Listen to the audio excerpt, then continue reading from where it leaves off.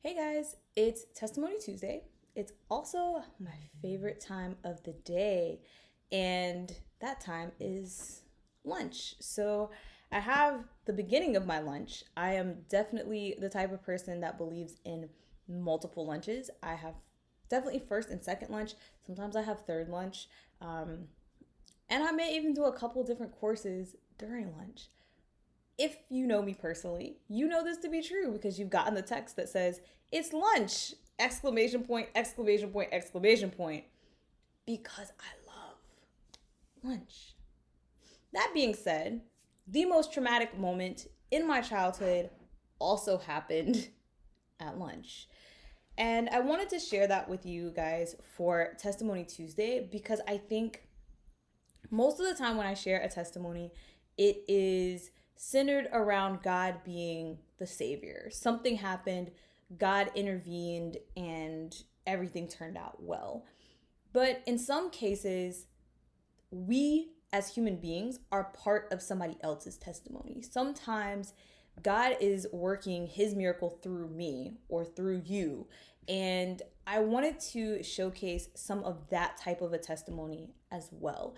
So I had this experience when I was very young.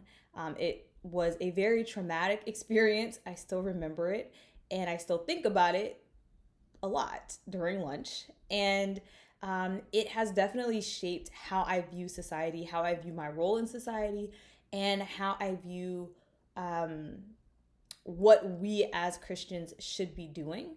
And it also affected how I behaved as I grew and as I became an adult. And I definitely think that that is why God put me in that position and why I experienced that. And you may have something similar that you have experienced as well. So I wanted to share this. When I was about 6, I was in elementary school. I went through the cafeteria line just like I always did. I got my food, and at the end of the line where you pay, the lady told me that my account balance was low. So the way I think this worked is that my mom used to send a check. Yeah, this is way back in the day, guys, when checks were still completely normal. So my mom used to send a check maybe like every month or so where she would pay for my food for the month. And and then so every time I would go through, you had like a number or you gave them your name or something, whatever, and then they would deduct that money from whatever the check was that she had sent. And when that time came up, then she would send a new check. And so this was the end of the period, and the lady is telling me like, you don't have any more money, or you're running out of money, or something, right? I'm 6. I don't know what any of this means. I don't know how much the food costs. All I know is that I come to this line at this time of the day and I get food. Like, I mean, adults provide children with food. This is my concept of the world, is that my teachers, the lunch ladies, my parents, whomever will feed me. And that's like, I don't worry about where it comes from, how it gets paid for. These are not things that a 6-year-old understands, processes, or thinks about. And so, of course, she tells me this, and I went and ate my food. I went to recess, and then I finished the day of school and completely forgot this conversation even happened because it didn't mean anything to me. She didn't give me a note. She didn't tell my teacher, and she didn't give my teacher a note to give me, or tell my teacher to give me a note. So this information never got to my mom. So when I came to school the next day and went through the cafeteria line and got to the register, there was not enough money on my account to pay for my meal. And she took the tray from me. I lost my mind. Guys, I did not understand what was happening, right? I'm standing there. This is what I've been doing every day since kindergarten. And I finally feel confident in how things are working. I know how things go. I go and I'm getting my food. And to make matters worse, I went to a preschool before elementary school. So I had been in school since I was like 6 months old. So I was very used to, at lunchtime, you go into this line, you get food, and you go sit down. That was normal to me. And I had never had any problem. So I was like, what are you doing? Why are you taking the food from me? And of course, everybody else is going along. They're getting their food. I'm hungry. And you're telling me I can't have the food, and I don't know why, because I don't understand the situation. I don't understand the problem. I don't understand what's going on. And so I cried. I bawled like the 6-year old that I was, and I became absolutely hysterical.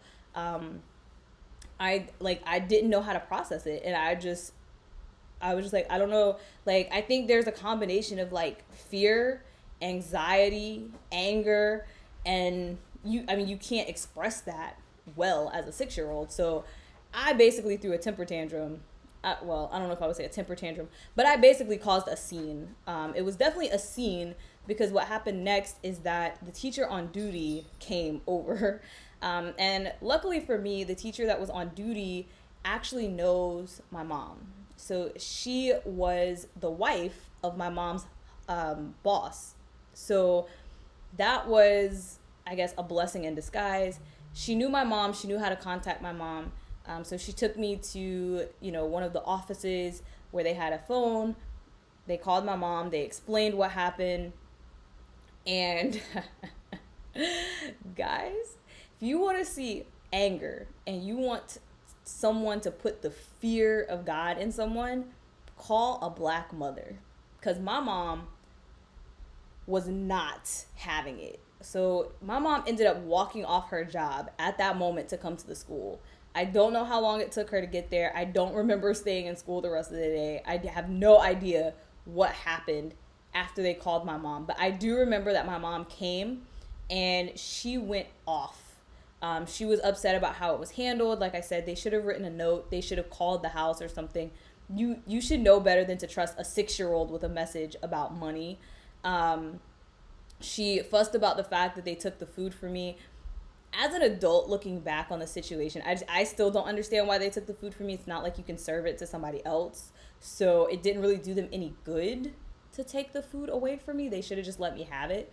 But just the whole situation was very messy. My mom went off. She was telling them that they should not do that to any kids, blah, blah, blah. And I really learned in that moment a lesson that I cannot unlearn. I don't even know how to put it in words, but the feeling that I felt in that moment, I still remember that feeling, and I am 32. Guys, this happened when I was 6. I am now 32. And I still remember what it was like to be that 6-year-old who just wants to eat lunch, and they're taking the food out of your hand. And I remember this from the point of view of someone who grew up in a stable family. I grew up on a farm, guys. There is a freezer packed full of food at my house. I'm not talking about food for days. I'm not talking about food for weeks. I'm talking about food for years. Like, I never missed a meal. So for me, this one meal was not that big of a deal. It wasn't like I was starving. I mean, I was hungry, but I wasn't starving. But there are kids who go to school and this is literally the only meal they get, or it's the most healthy meal or the most balanced meal that they get. And I was like, I cannot imagine somebody taking food from them, but this still happens today. It still happens, and that's a problem. That is a major problem that we should be working to fix. Now, when I say this changed the way I move, the way I operate, like I said, it still happens today. And so I do make it a point to find the charities that raise money and donate it to help pay for lunches for kids who would otherwise not be able to afford food, or that are covering those costs so that there's always food in the cafeteria. I also experienced in high school they used to run out of food. So it wasn't so much that they're denying you the food, so much as they overpopulated the school. So by the time you got to last lunch, they would be like, we only have corn. I distinctly remember this. The lady was like, we only have corn left. And I was like, well, just give me a bowl of corn. And she was like, well, I can't sell you a bowl of corn because that's not a full meal. And I was like, so you're going to let me starve? Like, just give me the corn, right? This is like, children should not have to worry about this. This should not be a problem for children. It should only affect adults. So that's one thing that I took away from this is, put your money where your mouth is. I think that no child should ever be denied a meal, period. And so, that is where I like to donate money to. But also, I ended up in a position where I was a cashier. And so I spent my high school summers working at a water park. And parents, even though they were not supposed to, parents would drop their kids off and leave them for the summer. So you would have kids who were like 8, 9, maybe 10, 11, and they're roaming around the water park with no supervision, no adults. And, they'd give them some cash, but maybe not enough to get, a decent meal. Or, they're kids. They're not the best at managing money. Maybe they bought the most expensive thing on the menu and they didn't think about the fact that they would want something later in the day. So I would often get kids coming up to the register and they're thirsty, they need water, but they don't have any money. So they want a bottle of water and all they have is 10 cents, or they don't have any money at all. And so I would never do what that cafeteria lady did to me. I would never be like, well, that sucks for you. You don't have any money. I would take the tips that I had gotten to pay for this water, or I would just take my own money out of my pocket to pay for this water. There were times where I just talked to my supervisor and I was like, look, I'm not denying this kid some water. So I'm going to give them the water. We'll figure out what's going to happen. If I didn't have like cash or anything on me, I was like, just take it out of my check, whatever. I would never deny a kid a meal. And that is directly related to the experience that I had as a kid. And I think that in that moment, God put that calling on me to, to have a compassion, to raise awareness about that, or whatever have you, because that experience still pops up into my head when I have lunch.